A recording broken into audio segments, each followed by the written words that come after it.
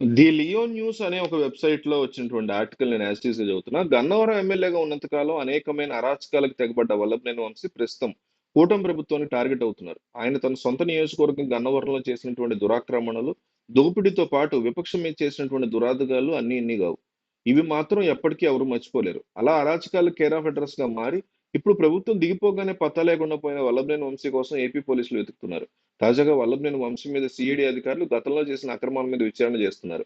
ఆయన ఇంటికి సిఐడి అధికారులు వస్తున్నారనే ప్రచారం జరిగింది. అయితే ఆ విషయం ముందే తెలుసుకున్నటువంటి వల్లభనేని వంశీ పరారయ్యారని తెలుస్తుంది. వల్లభనేని వంశీ మీద ఇప్పటికే ఒక కేసు రెడీ అయిపోగా ఉన్నతాధికారులు కూడా దూకుడుగా వ్యవహరిస్తున్నారు. గత ప్రభుత్వ హయాంలో వంశీ చేసిన అడ్డమైన పనులని వైసీపీ ప్రభుత్వం కనిపెట్టి ఉంచింది. ఇప్పుడు గన్నవరంలో కొత్త డీఎస్పీగా బాధ్యతలు చేపట్టిన పోలీస్ అధికారి గతంలో గన్నవరం టీడీపీ ఆఫీస్ మీద దాడి చేసి కేసును తిరగతోడారు.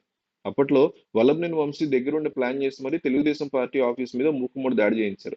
టీడీపీ ఆఫీస్ మీద దాడి జరిగితే ఆ కేసులో ఇప్పుడున్న పోలీసులు అరెస్ట్ చేసింది టీడీపీ వారిని. అంటే ఎంత దుర్మార్గంగా వైసీపీ దౌర్జన్యాలు చేసిందో అర్థమవుతుంది. టీడీపీ అధికార ప్రతినిధి అయినటువంటి కొమ్మారెడ్డి పట్టాభిరామ్ని అక్రమంగా అరెస్ట్ చేసి థర్డ్ డిగ్రీ కూడా వాడారు. అన్ని రోజులు ఒకేలా ఉండవు కదా. ఇప్పుడు కూటమి ప్రభుత్వం అధికారంలోకి వచ్చింది. పోలీసులు కూడా సహజంగానే మారారు. ఇప్పుడు వైసీపీ ప్రభుత్వం పాటు పెట్టిన కేసులను బయటికి తీసి వాటిలో దూకుడు పెంచుతున్నారు.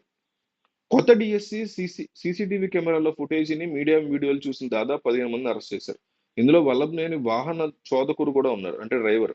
దాన్ని ఈ దాడి పూర్తిగా ఎగ్జిక్యూట్ చేయడమే కాదు, ఈ సమయంలో టీడీపీ ఆఫీస్ దగ్గరే ఉన్నట్టు ఆయన గురించి మీడియా కథనాలు కూడా ఆధారాలు కూడా వచ్చాయి. అప్పట్లో మీడియాతో మాట్లాడుతూ గన్నవరం టీడీపీ ఆఫీస్ మీద దాడిని తామే చేశామని వల్లభనేని చెప్పుకున్నారు. కాబట్టి ఈ కేసులో వల్లభనేని వంశీ అడ్డంగా దొరికేశారు.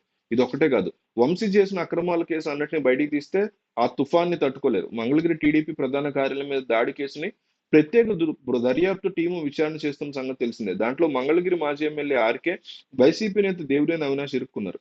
ఇప్పుడు గన్నవరం టీడీపీ ఆఫీస్ మీద దాడి కేసును డీఎస్పీ టేకప్ చేశారు. అయితే ఇంత జరుగుతున్న వల్లభనేని వంశీ ఎక్కడున్నారో క్లారిటీ లేదు. ఇది ముందే ఊహించి దేశం వదిలి పారిపోయారేమో అని కొందరు చర్చించుకుంటున్నారు. విజయవాడలోనే ఉండేటువంటి అవకాశాలు మాత్రం లేవు.